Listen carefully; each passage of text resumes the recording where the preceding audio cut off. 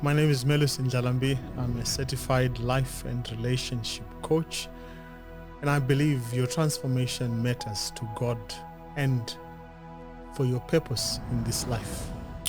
I just want to take you through a few minutes where I'm going to talk about understanding the spirit man as well as the living soul man.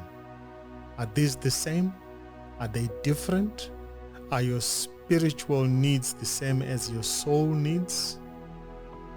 Or are your spiritual diet needs the same as your soul needs? Let me explain and break it down for us, because it is important for your holistic function and understanding of what your spirit man and what your soul man is. Genesis chapter 2, verse 7 says, "And the Lord God formed man of the dust of the ground, and he breathed into his nostrils the breath of life." That's your, and it says man became a living soul. So this verse actually highlights the dual nature of our being, in that the spirit man, the conscience, and the living soul, which is your thoughts, your memories, your feelings, and your emotions, are actually living in one space. But then Proverbs chapter 20 verse 27 says, "The spirit of man is the candle of the Lord, searching the inward parts of the belly." Our spirit is the seat of divine illumination or discernment and communion with God. That's important.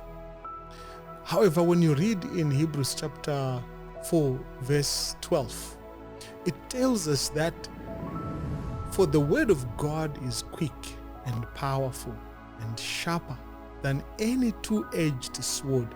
The word is sharper.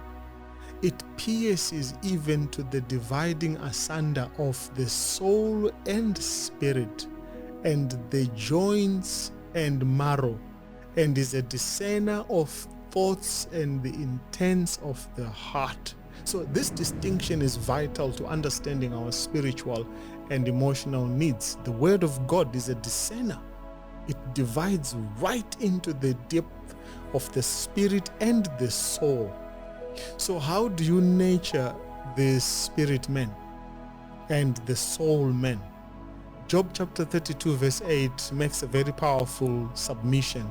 It says, "But there is a spirit in man, and the inspiration of the Almighty giveth them understanding." To grow spiritually, therefore, we must worship God in spirit and in truth. That's what John chapter 4 says. Jesus even says, "Out of your belly, when you receive me, rivers of water shall flow out," which is the Holy Spirit. So immerse yourself in the word for wisdom and for transformation, as stated in Hebrews chapter 4 verse 12 that we've just read. The word of God, when you meditate on it, it renews your mind and aligns you with God, because Romans chapter 12 verse 2 says, "Be not be conformed to the world, but be ye transformed by the renewing of your mind, that you may prove," a test, an analytical test, "what is good and what is acceptable and perfect will of God." So it is in the mind, in the mindset, the spirit of man, that we can make decisions. Luke chapter 23 verse 46, Jesus is praying.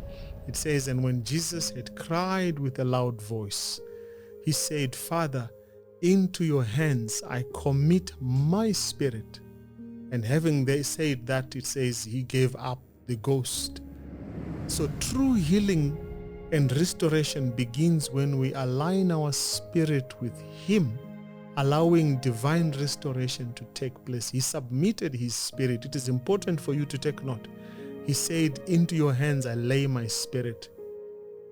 I'm going to reveal to you something important about your soul and how to take care about your soul, which is your emotions, your thoughts, your relationships. These are what shapes a man's soul and its health. And so a well-nurtured soul has experiences that then help them to live a healthy way. So when Jesus was praying in the garden, unlike when he was on the cross, when he was in the Garden of Gethsemane, he didn't pray for his spirit. Matthew 26 verse 38 says, when he then said he unto them, to his disciples, my soul is exceedingly sorrowful, even unto death. And he said, tarry here with me and watch with me. So his soul was sorrowful. Your soul is craving for happiness and joy through a life of peace and purpose. When that's missing, you become sorrowful. We crave for comfort and for rest from past traumas because we need healing. We need coaching to help us to restore the equilibrium. Our souls are searching for meaningful relationships. When that is disrupted, we get sorrowful, so that we can foster good soul ties and emotional security. And so when you make safe decisions through access to wise counsel, to guidance and knowledge, it helps your soul to be at peace. Proverbs chapter 11 verse 14 says, where no counsel is, the people fall. But in the multitude of counselors, there is what? Safety. So our soul longs for peace. And I believe healing from any stress or trauma is not about forgetting the past, but it's using the past to transform how we behave in the future. It shapes our soul and our spirit for the future. And with God's grace and mercy helping us in our time of need, together with holistic counsel and coaching and on all of that, you can reclaim your joy, your peace, your purpose, and you can begin to walk in this journey of fulfillment. I even want to speak to people who are considering marital pre-counseling. How do you bring your soul temple, your spirit, into a union with someone you are not understanding and don't know? Because marriage is more than just a union of two individuals and copulation or sex. It is a fusion of two spirits and two living souls to become one. The Bible actually warns us about being unequally yoked in the spirit and in our souls. That's 2 Corinthians chapter 6 verse 14. It says, be ye not unequally yoked with unbelievers, which is a spiritual function, a soul function. For what fellowship has righteousness with unrighteousness? And what communion has light with the darkness? Because spiritual and emotional misalignment leads to discord, and that discord leads to the other D, which is divorce. So before you say I do, it is crucial to understand what are your spiritual needs and your soul health needs. Your partner's spiritual and emotional expectations, can you meet them?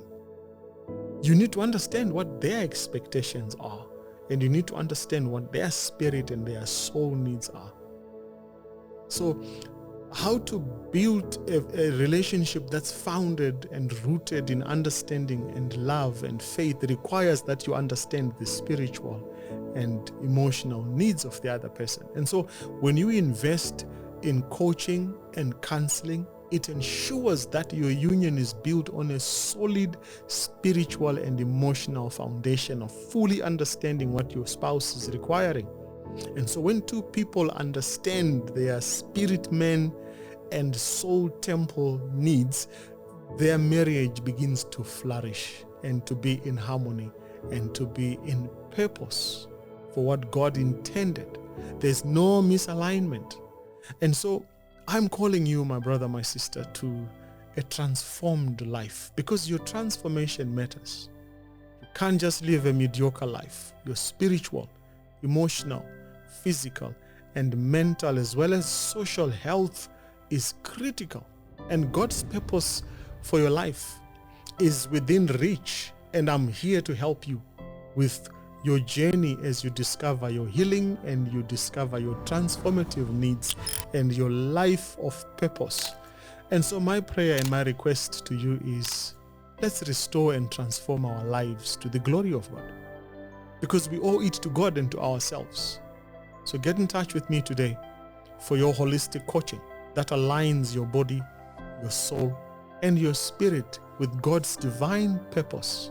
Your transformation matters to God and to you, and therefore you can't leave this to anyone to take care of. I look forward to hear from you so that we can begin this journey of transformation. May God bless you.